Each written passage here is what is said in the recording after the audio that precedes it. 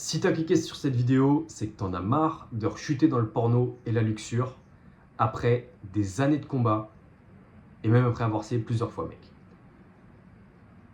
Si tu cherches pas à en sortir, je t'invite à quitter tout de suite cette vidéo, mec. C'est pas pour toi.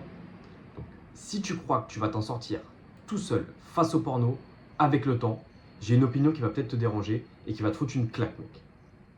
Sache que c'est impossible. La Bible, elle dit explicitement que jamais tu dois combattre la luxure seul. Jamais. Et pourtant, c'est exactement ce que la plupart des hommes essaient de faire. Et c'est exactement pour ça qu'ils échouent. Année après année et rechute après rechute. Donc dans cette vidéo, je vais te montrer trois choses. Ce que la Bible dit vraiment de la luxure, pourquoi le je vais y arriver tout seul, c'est un mensonge, et ce que Dieu a prévu à la place. Concrètement, il faut savoir que je suis sorti de 15 ans d'addiction. J'ai mis 2 ans à en sortir. Et je vais t'expliquer ce que j'aurais voulu qu'on me dise au tout début. Donc je suis pas là pour te vendre ni un miracle, ni une solution magique, mec. Mais je suis là pour te parler cash et que tu comprennes un peu comment ce monde fonctionne. Parce qu'on est dans un monde spirituel au cas où tu l'aurais pas remarqué. Là, concrètement, il faut que tu comprennes que tout seul, tu n'arriveras pas à en sortir. Et qu'il faut que tu mettes en place une structure. Donc à la fin de cette vidéo, ça tient qu'à toi de prendre cette décision, mec. Tu pourras pas dire que tu n'étais pas au courant. Pour commencer, qu'est-ce que la luxure dans la Bible? Dans la tradition chrétienne, la luxure, c'est considéré comme un des 7 péchés capitaux et la recherche désordonnée du plaisir sexuel pour lui-même, détaché de tout le reste, mec, et isolé. Jésus, il va même très très loin sur ce sujet. Il dit dans l'évangile de Matthieu, chapitre 5, verset 28, « Quiconque regarde une femme pour la convoiter a déjà commis un adultère avec elle dans son cœur. » Réfléchis à ça une seconde. C'est pas l'acte physique qui est jugé et visé ici. C'est ton regard, ta pensée et ce que tu regardes sur l'écran. Donc, ce que tu appelles juste une vidéo, Jésus, il appelle déjà ça l'adultère. Dans le premier livre de Corinthiens, au chapitre 6, verset 18, Paul il dit « Fuyez l'immoralité sexuelle, votre corps est le temple du Saint-Esprit. » Ce péché-là, il touche ton corps d'une manière que les autres péchés, il ne te touchent pas, mec. C'est même dit au premier chapitre de Jacques, verset 13-15, le mécanisme exact, mec. Le désir, quand on le laisse grandir, ça enfante le péché. Et le péché, quand il a atteint son plein développement, ça enfante la mort. C'est une image d'engrenage, pas d'accident isolé. Et c'est un cercle vicieux, mec, dans lequel tu n'arrives pas à sortir. Et c'est pas moi qui te le dis, c'est écrit dans la Bible, mec. Et à partir du moment où c'est écrit dans la Bible, il faut que tu considères que c'est grave. Ce mensonge de « je vais y arriver seul », il faut que tu comprennes que c'est quelque chose qui est impossible, mec. Toi, tu te bases sur le fait que lui, il a déjà réussi tout seul, donc moi aussi je peux. Et ça, c'est ce que tu penses constamment, mec. Et le problème avec ce raisonnement, c'est que tu vois seulement ceux qui s'en sont sortis. Donc, les 0,0001 tout seul. Mec, tu vois pas les centaines de gars, les milliers, qui depuis 5, 10, 15 ans, ils rechutent encore et encore. En psychologie, on appelle ça le biais du survivant. Tu compares ta situation à une exception, pas à la norme, mec. Et il y a une raison clinique à cela. L'addiction au porno, c'est un vrai trouble comportemental. C'est une perte de contrôle progressive, escalade, rechute fréquente, malgré la volonté.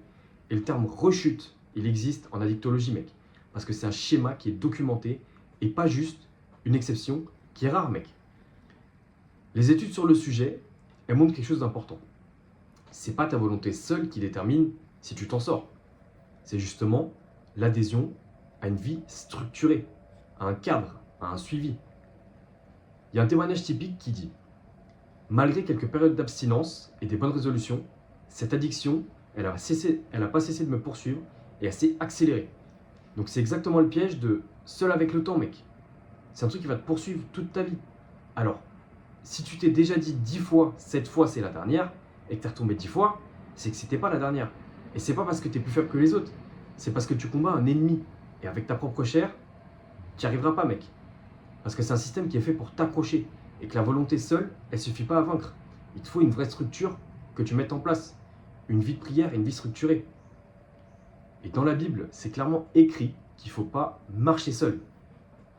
Donc ce que beaucoup de chrétiens oublient, c'est que la Bible, elle présente jamais la sainteté comme un chemin qui est solitaire. Premier livre de Jean, chapitre 1, verset 7. Si nous marchons dans la lumière, nous sommes mutuellement en communion.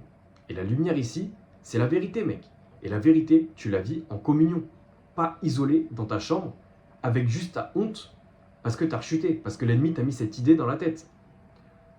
Romains chapitre 12, verset 2, ça parle de renouvellement de l'intelligence, pour discerner la volonté de Dieu. Donc un renouvellement, pas un effort de volonté ponctuel. Ça prend du temps et ça prend une vie structurée. Exactement comme un muscle, mec. Quand on le rééduque avec quelqu'un à côté de toi, il te faut de la structure. Et dans l'histoire de l'Église, le combat contre le péché sexuel, il a toujours été porté en communauté, par des frères plus avancés qui aident les plus jeunes, de la confession mutuelle et de la redevabilité. La pornographie, ça détruit ton témoignage chrétien, précisément parce qu'elle se nourrit de ton secret et de ton isolement. Et plus tu vas l'alimenter, plus elle va s'en nourrir, et plus c'est un problème qui va croître, mec. Et Dieu, il t'a jamais dit, débrouille-toi tout seul. Il t'a donné une église, des frères, des mentors, pour que tu marches accompagné dans ce combat. Pour résumer tout ça, mec, ce qu'il faut que tu comprennes, c'est que tu peux pas en sortir tout seul. Et c'est pas un petit détail. La luxure, c'est un péché que Jésus lui-même, il prend au sérieux, jusque dans la pensée, mec. Donc, même toi, quand tu penses à ça, mec, tu pêches déjà. Le je vais m'en sortir tout seul avec le temps, c'est exactement le mensonge qui garde des milliers d'hommes prisonniers pendant des années et des années, ou parfois toute une vie, mec. Parce qu'ils n'osent pas agir. Et Dieu, depuis le début, il a prévu que tu marches ce chemin avec d'autres, pas isolé dans ta honte, mec, et dans ton coin. Donc, si en écoutant ça, tu te reconnais, si tu sais qu'au fond de toi, ça fait des années que tu te dis, cette fois c'est la dernière, sache que j'ai ouvert un lien en description où tu peux réserver un appel, tout simplement, de 30-40 minutes, totalement gratuit. On parle de cette problématique, où je vois justement où est-ce que ça bloque et comment est-ce que je peux t'aider, mec, pour qu'on puisse traiter ce sujet à la racine. Le lien en description, tu as juste à cliquer et réserver un créneau, mec. Que Dieu te bénisse.